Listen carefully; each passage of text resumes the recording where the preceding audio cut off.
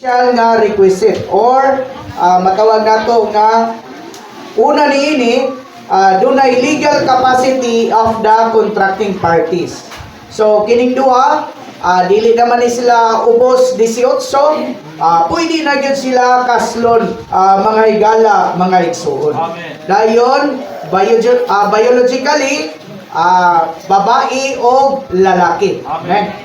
Dayon ikatulo kining duha bisan tuod og dugay na silang ipon pero wala sila isabit sa ilahang kinabuhi. So walay kasado nilang duha kaniadto. Amen. Dayon ikaduha kinahanglan nga ang kasal voluntaryo gayud nga pagahimuon sa duha. Amen. Wani mo pugsa si Grace? Wala tiyone. Amen. Amen. So kinahanglan sa kaslon nga naagyod ang duha taliwala sa mga witnesses o sa mga salay, solemnizing officer, mga igsoon. So aysa nato ipadayon ang ato ang kasal, men wala pa'y musupak or mubabag niini nga kasal. Wala. Mupadayon ta.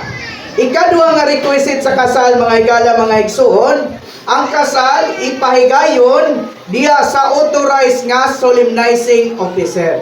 So ako doon ako ilisensya sa pagpangasal din hangtod kini sa 2027. Amen. Dayon ang duha gipakuha pa sila og Article 34 or affidavit, joint affidavit of cohabitation. Dahil nagkuha pa gyud sila og sinumar nga nagpamatuod nga wala sila record dito nga sila puro single o pwede sila kaayo nga musulod or ato ang kaslon, mga higala, mga igsoon. Amen. Dayon human yana pag ma-plaster na tanan ng mga papilis, dunay gitawag og marriage ceremony. Nga ang duha kauban sa mga witnesses ug naausab ang solemnizing officer, mga higala, mga igsoon. Dayon unyang katapusan ato ni silang ideklara. And so palihog tindog mong duha. Ben, kay manguli para ba na Don Mar, no? Dapat din manguli. Ben. So ato bang lang siguro mo dito. Ben. So nakoy mga pangutana gayon tubagon ninyo. Isa ra may mic. Ulay. Kain, men.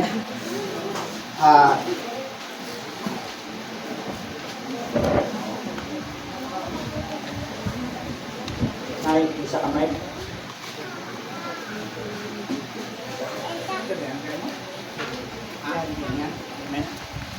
So mogamit lang ko sa angga. Gayon Grace ang angga, no? So ato sa ning paano guniti palihog ng mga kanang mic. Amen. So naon nga akong pangutana, yan. Kinabubuton mo ba ang pagpakasal kang Grace? Amen. Wa mo tingog. Amen. Kini na lang. Amen. Ako na lang na itonol-tonol ning wan. Ikaw Grace, kinabubuton mo ba ang pagpakasal kang yan? Amen. Kinabubuton, Brad. Amen. So yan. Dawaton mo ba si Grace? Ingon nga inahan sa inyong umalabot nga mga anak. Ang naman may dagang anak, no? Ugdugang pang mga anak. Amen. Amen. Dawaton, Brad. Amen. So Grace, dawaton mo ba si yan nga mahimong amahan sa inyuhang mga anak o kumalabot nga mga anak? Amen, Brad. Dawaton. Amen. Amen. So, yan. Andam ka ba nga higugmaon o gampingan si Grace? Andam, Brad. Ikaw, Grace. Andam ka ba nga higugmaon, alagaran, o suportaan ni mo siyan yan? Amen. Andam, Brad. Amen. So, mautong mga pangutana na to nga kailangan ipangutana. Amen. So karon, muani na ta sa ilahang mga vows. Kami, sing. Ay, andam na po.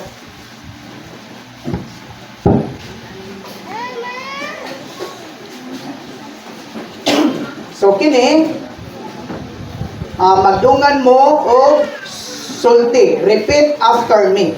Amen. So kini bitaw diri nga banda oh. Kana mo ingon ko ilitok ang pangalan kung ikaw ilitok nimo ang pangalan ni Grace. Sabi ikaw Grace, ilitok nimo ang pangalan ni Yan.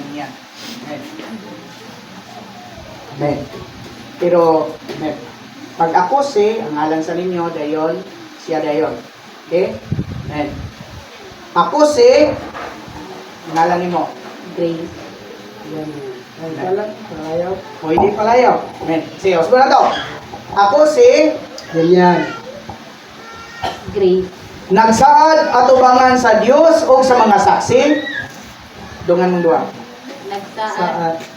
Nagsaad atubangan sa Dios Nagsaad at ubangan sa Diyos. o sa mga saksi O sa mga saksi. nga si ang ilitok nimo si Grace, ug ikaw Grace ang ilitok nimo si yan nga si Grace. Yan. akong mahalon o gampingan, Akong mahalon o gampingan. higugmaon o suportaan Higugmaon o suportahan. sa kasakit o sa kalipay, Sa kasakit o sa kalipay. sa kawalan-on o sa karuhay. Sa kawaladon o sa karuhay. Ako siyang unungan, O siyang unungan. ug ang kamatayon ra ang makabulag namo. O ang kamatayon ra ang makabulag namo. Panalanginan unta mi sa Ginoo. Pananginan unta mi sa Ginoo. Amen. So, ay sa siguro ta magkuha na ni